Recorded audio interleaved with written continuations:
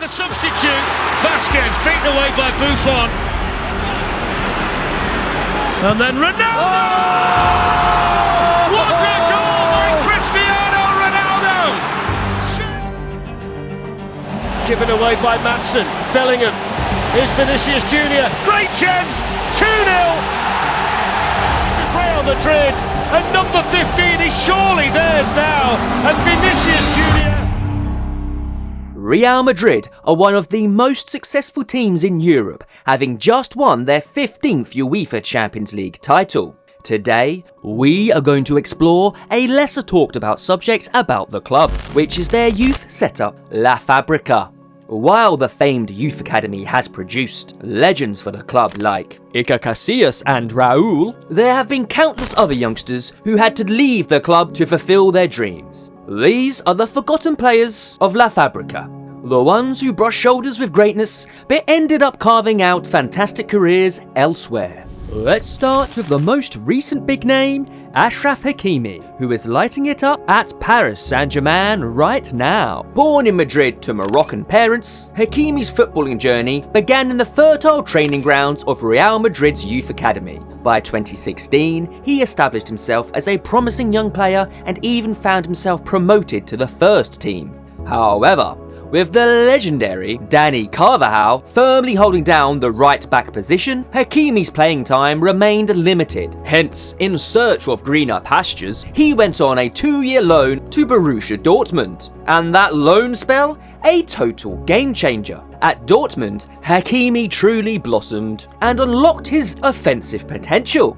His dazzling displays extended to the Champions League, where he terrorised defences with his blistering pace, even setting a new Bundesliga speed record, a staggering 36.48 km per hour. Hakimi showed he was a force to be reckoned with, leaving a lasting impression with his attacking flair and record-breaking pace. His potential couldn't be ignored any longer, and in 2020, Inter Milan swooped in to secure his signature for a cool 40 million euros. But his stay at Inter Milan was short-lived. Paris Saint-Germain, eager to bolster their firepower alongside Messi, Neymar and Mbappe, came calling a year later and secured his signature for a reported 60 million euros. Hakimi seamlessly adapted to the Parisian giants, scoring on his debut and clinching the Ligue 1 title in his first season. His talent transcended domestic dominance, earning him nominations for prestigious awards like the 2022 FIFA Pro World 11 and the 2023 African Footballer of the Year. Hakimi's a one-of-a-kind player, a versatile footballer who can excel as both an attacker and a defender. His pace, power, and technical skill make him a nightmare for opposing teams. He seamlessly switches between offense and defense, a skill that's impressed managers everywhere he's played.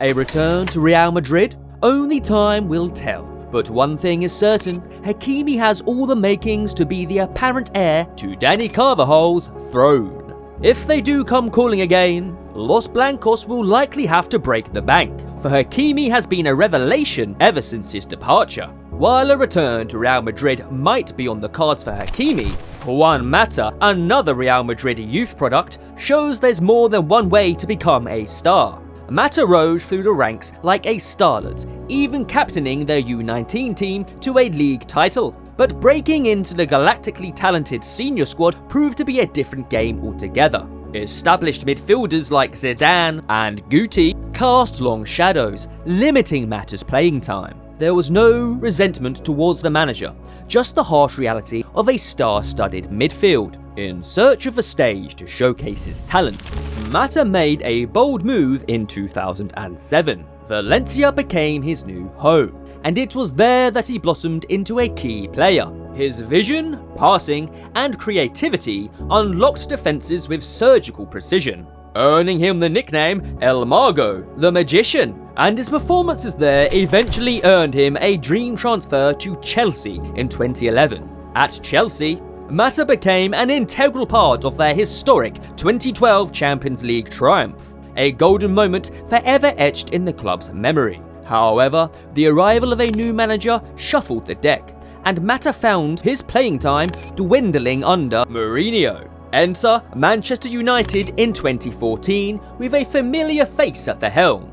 David Moyes, the manager who had recognised Mata's potential at Valencia. Reunited, they enjoyed another successful spell, adding an FA Cup and Europa League trophy to Mata's cabinet. His journey continued after leaving United in 2022. He embarked on exciting adventures with Galatasaray in Turkey and Vissel Kobe in Japan, adding a Turkish league title to his impressive collection.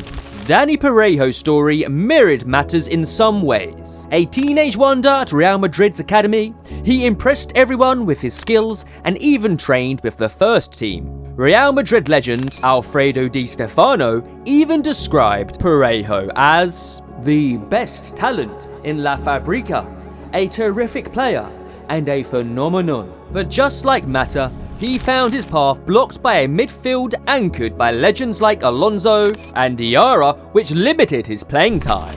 In 2008, Parejo took a bold leap of faith, mirroring Mata's decision a year prior. He left the comfort of Real Madrid to forge his own destiny. Getafe became his proving ground, a place where his exceptional passing, vision and control could truly flourish.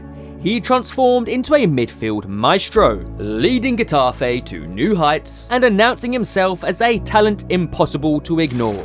Valencia became his next stop, and that's where Parejo truly cemented his status as a La Liga legend. He wasn't just a maestro anymore, he was the heartbeat of the team. He dictated the tempo, conjured scoring chances out of thin air, and even chipped in with crucial goals himself. Before we move on, if you are enjoying the video so far and want to stay up to date with more footballing content just like this, hit the subscribe button and turn on notifications to stay updated to our latest videos.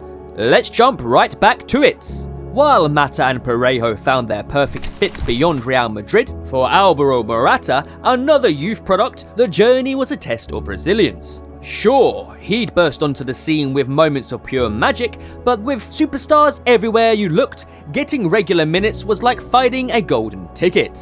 Then came Juventus in 2014, where things really clicked. Playing alongside Tevez, Morata exploded, scoring tons of goals and helping them win 2 Serie A titles and a Coppa Italia. They were firing on all cylinders. Real Madrid, perhaps sensing a missed opportunity, brought him back to Spain.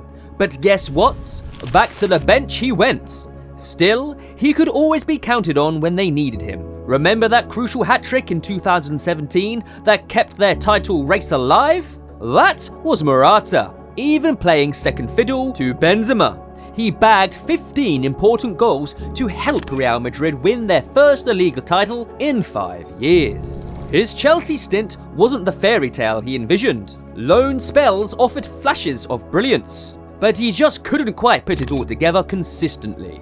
However, Morata's story didn't end there. He's finally found his way back to Atletico Madrid, banging in goals left and right, and even leading the line for Spain. The road wasn't always smooth, but there's no denying his talent.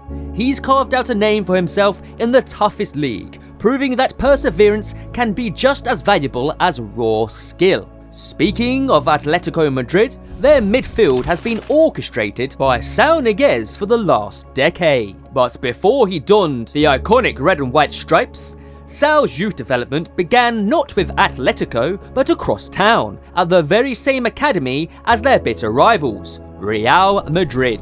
Joining their ranks as a young kid of just 11, Saúl's experience wasn't exactly sunshine and rainbows. He's been open about the off-field challenges he faced, including bullying. After 2 years, he decided a change of scenery was needed.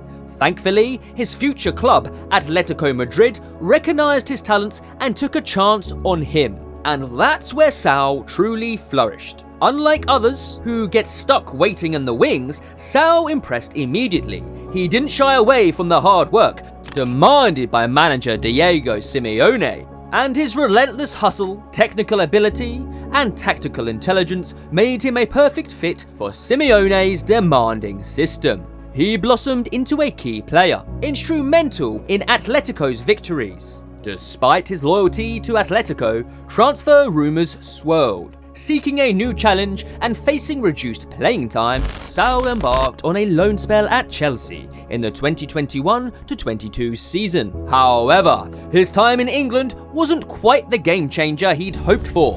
Now, he's back at Atletico, determined to recapture his old form and remain a vital cog in their midfield. He's working hard to regain Simeone's trust and help the team reclaim its former glory. One thing's for sure, Saúl Ñiguez's journey is far from over, and Atletico Madrid fans eagerly await his next chapter. Finally, another product of Real Madrid's La Fabrica is Marcos Alonso. Alonso rose through the ranks and even secured a debut with the senior team reserves. His talent attracted attention from the then manager Pellegrini, but a first team appearance remained elusive for a while, only coming later as a substitute. This is where Alonso's story takes a sharp turn, leading him on a successful European adventure. He impressed at Bolton Wanderers and Fiorentina before flourishing as an attacking left-back under Antonio Conte's Chelsea.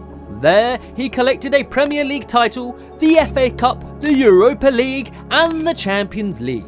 Seeking a new challenge, or perhaps a return to his home country, Alonso recently returned to Spain with FC Barcelona. Real Madrid, for all their successes, have seen some talented youngsters leave and flourish elsewhere. Some find success like those who shone on loan spells before blossoming at other clubs, whilst others, defying expectations, start their careers elsewhere before becoming crucial figures for rivals. So what do you think is the right call? Should young players fight for a spot at a big club or chase their dreams elsewhere? Let us know in the comments below, and as always, see you next time.